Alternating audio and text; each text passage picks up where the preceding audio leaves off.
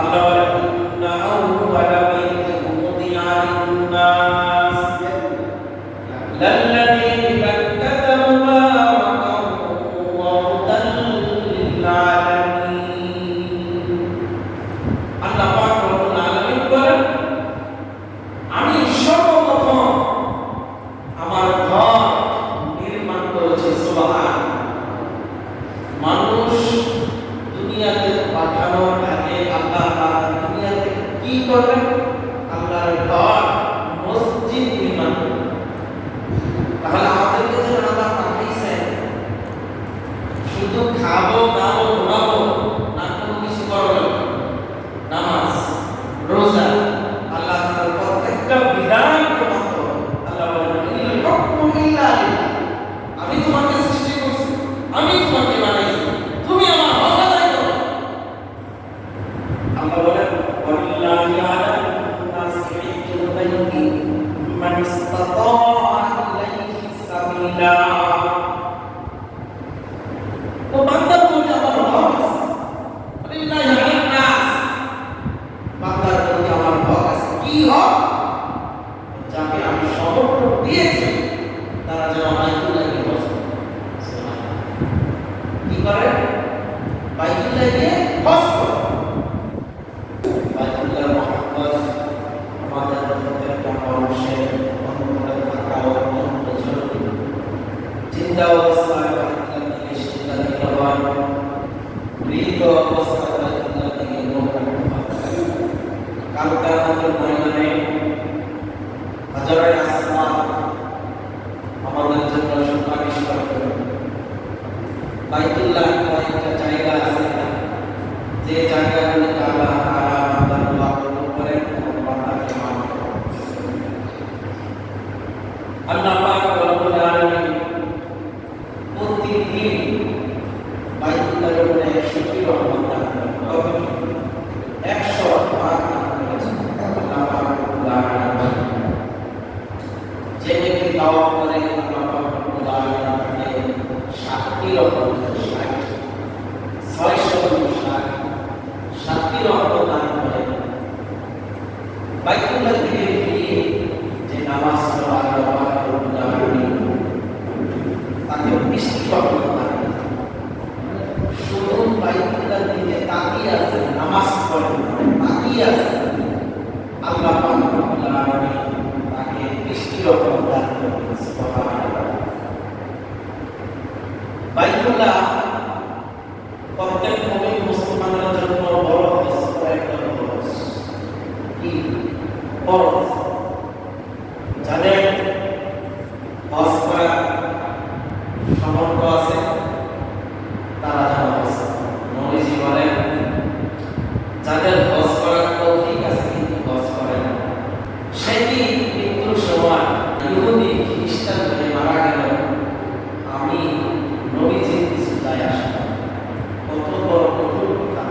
যেই নবী আমাদের জন্য ছিলেন রহমত, যেই নবী আমাদের জন্য ছিলেন বরকত, যেই নবী আমাদের জন্য আল্লাহ তাআলার কাছে কান্না করতেন, যেই নবী কিয়ামতের ময়দানে আমাদের জন্য কান্না করবেন, আরশে মুআল্লার নিচে উম্মতের জন্য কান্না করবেন, কোন নবী সুপারিশের পারমিশন পাবে না। সর্বপ্রথম সুপারিশের পারমিশন পাবেন জনাব মুহাম্মদুর রাসূলুল্লাহ সাল্লাল্লাহু আলাইহি ওয়াসাল্লাম। যার পক্ষে সুপারিশ করবে তার জন্য আল্লাহ পাক রব্বুল আলামিন সুপারিশ কবুল করবেন। এজন্য দোয়া করি আল্লাহ তাআলার কাছে আমাদের প্রত্যেককে তৌফিক দান করুন। আমিন। যাওয়ার তৌফিক দান করুন, অর্থ সম্পদের তৌফিক দান করুন। আমরা আলোচনা করেছিলাম বাইতুল্লাহ ঘর আল্লাহ পাক রব্বুল আলামিন মানুষ দুনিয়াতে পাঠানোর আগে আল্লাহ পাক রব্বুল আলামিন সর্বপ্রথম জমিনে তার ঘর নির্মাণ করেছেন। আল্লাহ বলেন ইন্না আউওয়ালা বাইতিন উদিআ লিন-নাস লাল্লাযী বিবাক্কাতা মুবারাকান ওয়া হুদাল লিল-আলামিন। আল্লাহ পাক রব্বুল আলামিন বলেন, আমি সর্বপ্রথম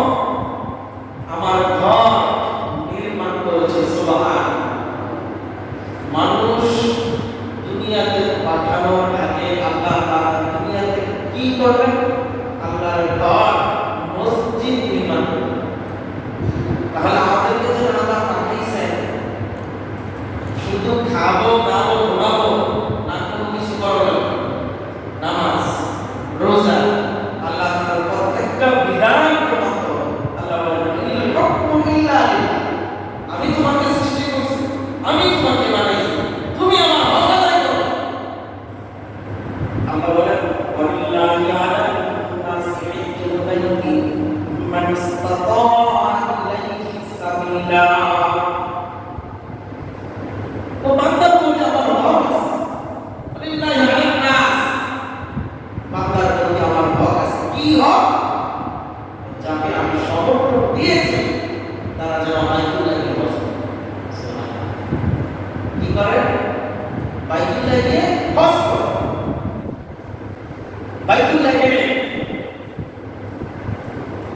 হাজারে আসওয়াদ একটা পাথর, এই পাথরটা জান্নাতি পাথর। সুবহানাল্লাহ। হযরত আদম আলাইহিস সালামকে যখন আল্লাহ পাক বলেন আমি দুনিয়াতে পাঠান, তিনটি জিনিস দিয়ে পাঠান। কয়টি জিনিস? তিনটি জিনিস। এক নাম্বার এই হাজারে আসওয়াদের পাথর, এটা ইয়াকুত পাথর, খুব দামি পাথর। জান্নাত থেকে হযরত আদম আলাইহিস সালাম পাথরটা আনছে। এই পাথরটা এই বলা হয় হাজারে আসওয়াদ। কাল কিয়ামতের ময়দানে আল্লাহ পাক রব্বুল আলামিন হাজারে আসওয়াদের জবান মিলিয়ে দিবেন, চক্ষু মিলিয়ে দিবেন। যারা এই পাথরের সামনে পড়বে, পাথরকে চুম্বন করবে, পাথরকে হাত বুলাবে, কাল কিয়ামতের ময়দানে পাথর আপনার আমার জন্য সুপারিশ করবে। সুবহানাল্লাহ। পাথরের চক্ষু মিলিয়ে দিলেন আল্লাহ পাক রব্বুল আলামিন। এই পাথর বলল আল্লাহ এই ব্যক্তি আমাকে চুম্বন করেছে, চুম্বন করতে পারে না, দূর থেকে আমাকে ইশারা দিয়েছে, আল্লাহ তুমি আমার সুপারিশ কবুল করো। সুবহানাল্লাহ। আল্লাহ পাক রব্বুল আলামিন বলেন যে ব্যক্তি এই হাজারে আসওয়াদকে চুম্বন করবে, আল্লাহ পাক রব্বুল আলামিন বলেন আমি চুম্বনের কারণে এই বান্দার সমস্ত গুনাহগুলি মাফ করে দিব। সুবহানাল্লাহ।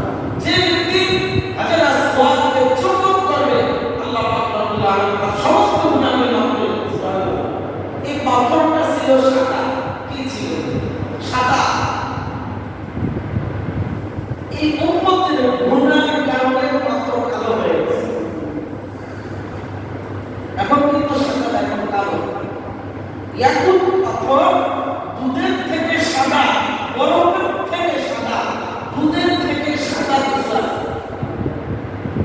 কিন্তু হাজারে আসওয়াদের পাথর এখন কালো, আমাদের গুনাহের কারণে কালো হয়ে গেছে। কাল কিয়ামতের ময়দানে হাজারে আসওয়াদ আপনার আমার জন্য সুপারিশ করবে। আল্লাহ পাক রব্বুল আলামিন হাজারে আসওয়াদের চক্ষু মিলিয়ে দিলেন। আল্লাহ বললেন তুই তোর কাছে গিয়ে জিয়ারতের উদ্দেশ্যে গিয়েছিল। হাজারে আসওয়াদ সমস্ত মানুষের ভিড়ে যারা বাইতুল্লাহ হজ করতে গিয়েছিল তাদেরকে বেছে বেছে তার জন্য সুপারিশ করবে। সুবহানাল্লাহ। ছিল হাজার আসওয়াদ চুম্বন করলে গুনাহ মাফ, দেখলে গুনাহ মাফ। সুবহানাল্লাহ। এই ছিল তোমার ইয়া দেখেন গুনাহ মাফ। এটা কি দামি পাথর! এই দামি পাথর দুনিয়ার পাথর না, জান্নাতি পাথর। আপনি বাইতুল্লাহ গিয়ে দেখবেন ভাই না, জান্নাতের পাথর আমি দেখেছি, জান্নাতের দুনিয়ার এটা জান্নাতের একটা জিনিস দেখছি, এর চেয়ে কমাল ভালো আর কি আছে? জান্নাতি পাথর। আল্লাহ রাব্বুল আলামিন বাইতুল্লাহ মুহাম্মদ প্রত্যেকটা মানুষের অন্তরে থাকা জরুরি। নাই? নবীজি বলেন, যারা আমার সুন্নাত অনুযায়ী চলে, যারা আমার দ্বীন অনুযায়ী চলে, তারা হচ্ছে আমার উম্মত। যাদের ভিতরে নবীজির মহব্বত আছে, নবীজির উম্মত তারা দাবি করতে পারে। নবীজি বলেন, যারা আমাকে ভালোবাসে তারা হচ্ছে আমার উম্মত।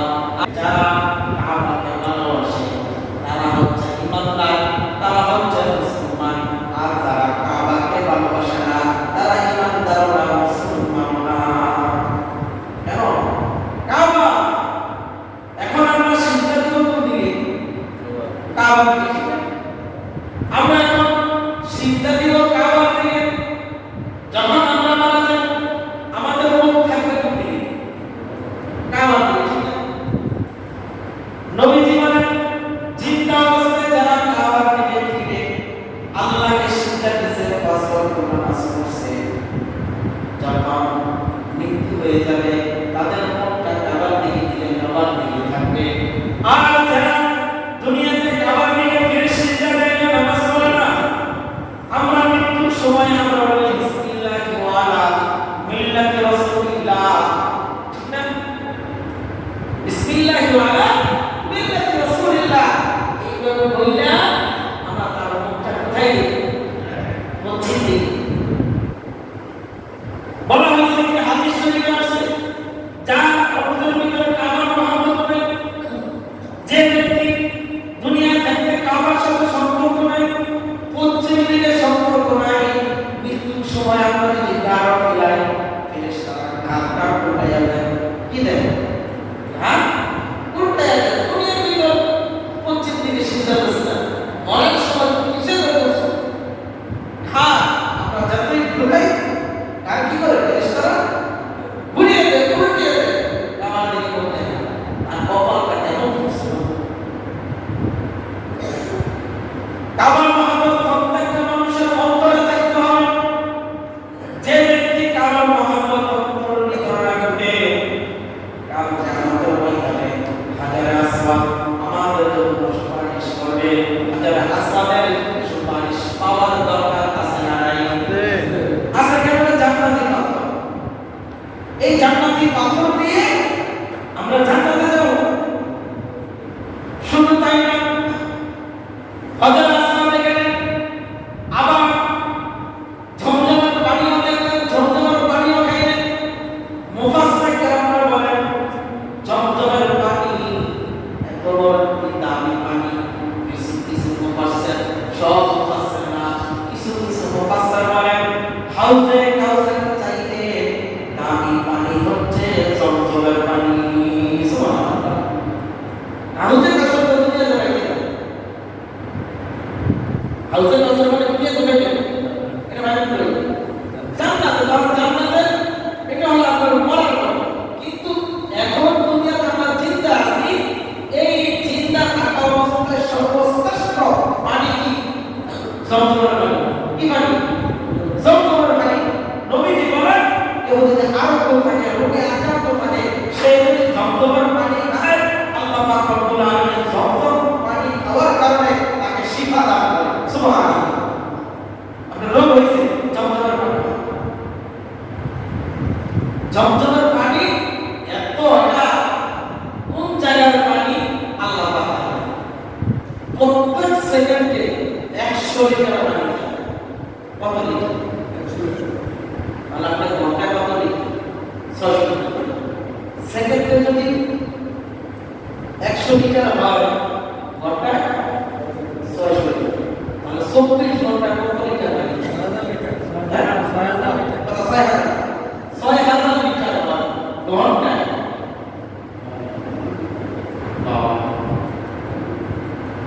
আপনি চিন্তা করছেন, এখনো পানি কোন জায়গা থেকে আসে, কিভাবে যায়, কিভাবে উঠে, একটু মুক্তি নাই। হাজিরা গেলে বিভিন্ন দেশে যায়, কিন্তু পানি কোনো কি নাই, শেষ নেই। কোন জায়গা থেকে আসে, কোন জায়গা থেকে কি করতেছে, দিতেছে, আল্লাহ পাক ছাড়া কেউ জানে। এই ঝমঝম পানি কোন জায়গা থেকে আসছে? সূত্র হযরত ইসমাঈল আলাইহিস সালাম। সুবহানাল্লাহ।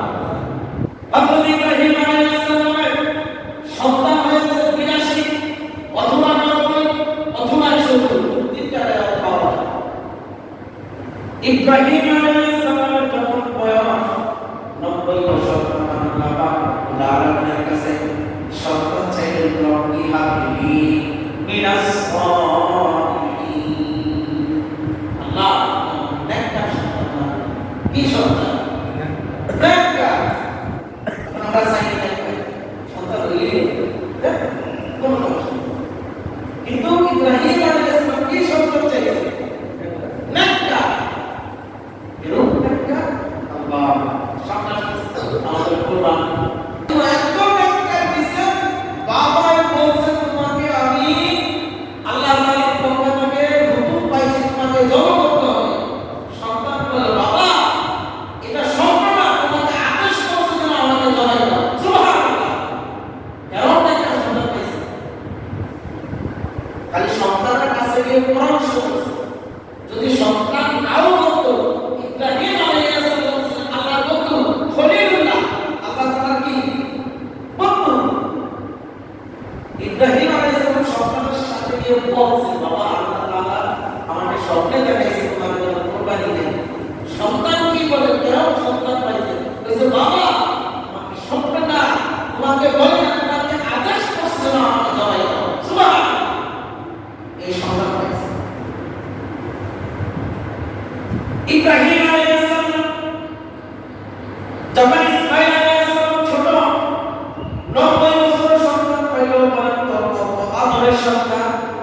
আল্লাহ তাআলা বলছে, ইব্রাহিম তোমার স্ত্রী হাজরা এবং তোমার সন্তান ইসমাঈলকে মরুভূমিতে রেখে আসো। 90 বছরের সন্তান ভাইয়া কি বলছে? আদর মাদর পরে বুঝি তুমি আমাকে ভুলে যেতেছ। যদি আমাকে বেশি ভালোবাসো তাহলে তোমার সন্তান এবং বিবিকে মরুভূমিতে রেখে আসো। কোনো কথা নাই। বিবিকে বলছে চলো। ইব্রাহিম আলাইহিস সালাম মরুভূমিতে নিয়ে গেলেন। ওই জায়গায় কোনো গাছ নাই, ফল-ফলাদি নাই, কোনো কিছু নাই, শুধু কিছু খেজুর ছিল আর এক পোষক পানি ছিল, এক বোতল পানি ছিল, আর কিছু ছিল না। ইব্রাহিম আলাইহিস সালাম যখন হাজরা ইসমাঈল আলাইহিস সালামকে রেখে আসছিলেন, ইতিমধ্যে ইব্রাহিম আলাইহিস সালাম কিছু দূর অগ্রসর হওয়ার পরে হযরত হাজরা আলাইহিস সালাম বললেন, স্বামী আমার এখানে নিয়ে আসলাম, আমাকে এবং শিশু ইসমাঈলকে কেন রেখে দিয়েছ? এটা কারণ কি? ইব্রাহিম আলাইহিস সালাম কথা বললেন না, বললেন এটা আমার পক্ষে থেকে না, এটা হচ্ছে আল্লাহ তাআলার আদেশ। সুবহানাল্লাহ। এটা আমার পক্ষ থেকে না, এটা হচ্ছে আল্লাহ আমাকে হুকুম করছে। আমার নামে সন্তান তোমায় বেশি পেয়ে গেছে। বলছে আপনি যদি আমাকে বেশি ভালোবাসেন তাও সন্তান এবং বিবিকে মরুভূমিতে রেখে আসো। আছে কি অল্প কিছু খেজুর আর এক পোষক পানি, আর কিছু না। এখন হুকুম দিয়েছে, আল্লাহ কবে হুকুম করবে যাও নিয়ে আসো, কিছুই বলে না। আল্লাহ বলছে যাও রাইট আছে। কখন আসবে? কেন? স্ত্রীও জানে আমার স্বামী নেককার, আমার স্বামী পয়গম্বর, আমার স্বামী কখনো আমাকে ভুল করতে দিবে না। সুবহানাল্লাহ। আর আমাদের এখন অবস্থা কি?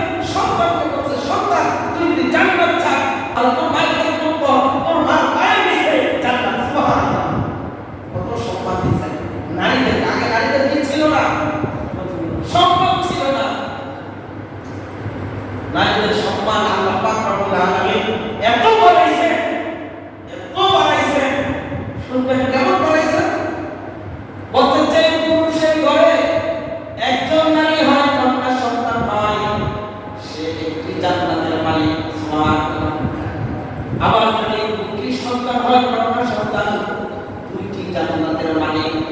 আর যদি 3টি কন্যা সন্তান হয়, 3টি জান্নাতের মালিক। সুবহানাল্লাহ। ফজিলত কি চিন্তা করছেন? নারীবাদী কমিশন, ক্যারল কমিশন, এগুলি যদি সরকার কার্যকর করে তাহলে বাংলাদেশ ইসলাম ধ্বংস হয়ে যাবে। তারা 370 পৃষ্ঠার একটা লিপি দিয়েছেন সরকারের কাছে। দিয়েছেন 1 নম্বর নারী পুরুষের সমানতা। কি? নারী পুরুষের সমান অধিকার। কেমন সমান অধিকার? বাবার সম্পর্ক পুরুষরা পায় 3 ভাগে, 2 ভাগ পায় পুরুষ ছেলে, 1 ভাগ পায় মেয়ে নারী বোন পায়। তাহলে তারা বলতেছে না আমরা 1 ভাগ চাই না, আমরা সমান ভাগ চাই। কি চাই? সমান ভাগ চাই। বলেন তো এই ভাগটা যেন আল্লাহ পাক রব্বুল আলামিন করে দিলেন সূরা নিসা। এখন সবাই সব কি করবে? সূরা নিসার ভিতরে আল্লাহ পাক রব্বুল আলামিন সম্পদের ভাগ করে দিয়েছেন কে? আল্লাহ। বাবার ক্ষমতা আছে এই আয়াতকে পরিবর্তন করা? না। আছে? না। কোন সরকারের আছে, কোন মন্ত্রীর আছে, কোন এমপি আছে, কোন নারী আছে? এটা কার আইন? আল্লাহ এই বিধান দিয়েছে। এমন বিধান নারীরা পাবে 1 ভাগ, 3 ভাগের 1 ভাগ, পুরুষরা পাবে 2 ভাগ। এখন আমরা বলতে পারবো এটা তো ইনসাফ হলো না। ইনসাফ বুঝাই আপনাকে আমি 10 টাকা দিলাম, আপনার বোনকে দিলাম 5 টাকা। কয় টাকা? 5 টাকা দিলাম। আপনাকে 10 টাকা, আপনার বোনকে কয় টাকা? 5 টাকা। 5 টাকা দেওয়ার পর আমি বললাম সন্তান তোকে 10 টাকা দিয়েছি, তুই এই 10 টাকা থেকে তোর বোনের বিবাহ সময় 3 টাকা খরচ করবি। কয় টাকা? 3 টাকা খরচ করবি। তারপর তোর বিয়ের সময় 3 টাকা খরচ করবি। আর থেকে কয় টাকা? 6 টাকা গেলে আর থেকে কয় টাকা? 4 টাকা। 4 টাকা সন্তান। এই তোর 4 টাকার ভিতরে তোর বিয়ের সাথে খরচ আছে, তোর পরিবার থেকে আসবে, তোর বোনেরা আসবে, এখান থেকে আবার 3 টাকা বাড়বে। তাহলে থাকবে কয় টাকা? কয় টাকা থাকবে? 4 টাকা থেকে 3 টাকা গেলে কত থাকে? 1 টাকা।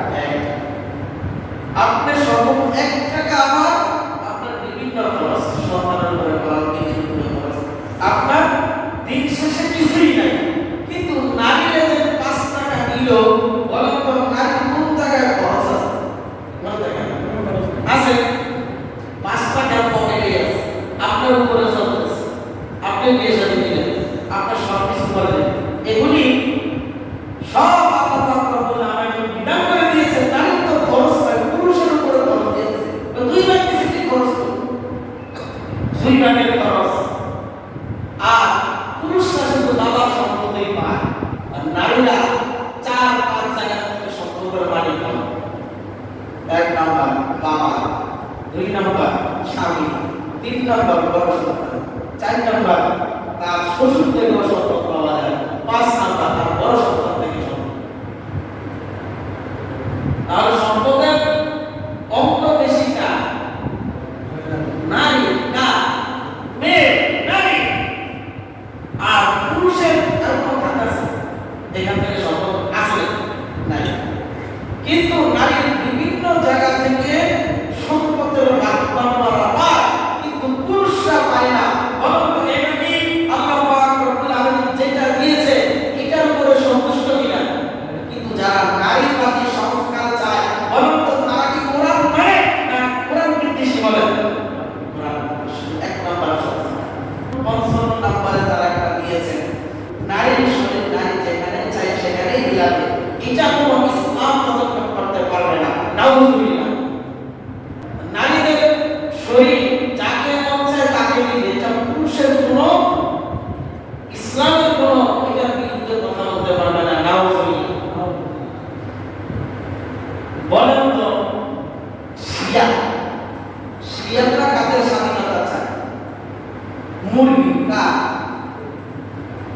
শিয়াল ছিলেন, মুরগি খায় না। শিয়ালরা যদি মিছিল নামায়, মুরগির স্বাধীনতা চাই, মুরগির স্বাধীনতা চাই। বলেন তো এটা কি ভালো না বোকামি? যদি স্বাধীনতা শিয়ালরা চায়, যদি আপনার মুরগি ছেড়ে দেন, বলেন তো একটা মুরগি লাগবে, সব খায়া সাহা। যেরকম শিয়াল মুরগির স্বাধীনতা চায়, কিছু পুরুষ আছে তারা নারীর স্বাধীনতা চায়, ঠিক কিনা দাদা? তাও শিয়ালের মতো মুখ করার জন্য। নারীর শরীর জাতি ইচ্ছা থাকে, আল্লাহ তাআলা বলেন ওয়া কাররামনা বানি আদম, আমি মানুষকে শ্রেষ্ঠ দিয়েছি, আমি মানুষকে শ্রেষ্ঠত্ব হিসাবে আমি সৃষ্টি করেছি। আল্লাহ বলেন, আর তারা বলেন তাদের শরীর জাতি ইচ্ছা তাকে দিবে। বলেন তো কোন জিনিস তাদের শরীর বিলিয়ে দেয়? বলতে পারেন কোন পশু? কুত্তা ছাড়া কেউ না। কি কুত্তা যেখানে মন চায় সেখানেই বিরাম করে, কেন? তাদের শরম নাই, লজ্জা নাই, কি নাই? যারা নারীবাদী সংস্কার, তারা বলতেছে তাদের শরীর যাকে ইচ্ছা তাকে দিব। বলতো তারা কি মানুষ না কুত্তা? কুত্তা ছাড়া কিছু। নারীর স্বাধীনতা চায়, যাদের শরীর যেখানে মন চায় সেখানে দিলে তারা তো কুকুরের চায় নিকৃষ্ট। আল্লাহ পাক রব্বুল আলামিন নারীদেরকে স্বর্ণ রূপ যত্ন করে রাখি, আদর করে রাখি, ঠিক একটা নারীকে এইভাবে রাখতে হবে। এটা আল্লাহ পাকের বিধান। সুবহান। আজ নারীবাদীরা সেখানে হচ্ছে কয়েকজন গেছে, তারপর আরো বলেছেন যে এক পুরুষ একাধিক বিবাহ করতে পারবে না, বিবাহ করবে কয়টা? আপনি এখানে করে চাইতে দেন এক পুরুষের একটি বিবাহের বেশি যেন না। বলেন আপনারা বলছেন তোমার যদি সমর্থন থাকে, তুমি যদি শক্তিশালী পুরুষ মনে করো, একাধিক বিবাহ করো, একটিতে তোমার হয় না দুইটি করো, দুইটিতে হয় না তিনটি করো, তিনটিতে হয় না চারটিতে করো। এটা কার বিধান? আল্লাহর বিধান।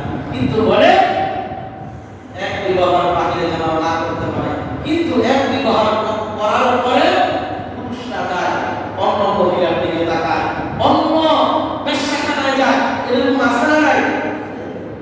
আল্লাহ পাক রব্বুল আলামিন বলেন না, তুমি হালাল পন্থায়, তুমি হালাল পন্থায় যৌনিক চাহিদা তুমি পূরণ করো, খারাপ পন্থায় যেও। তাও তারা বলছেন যারা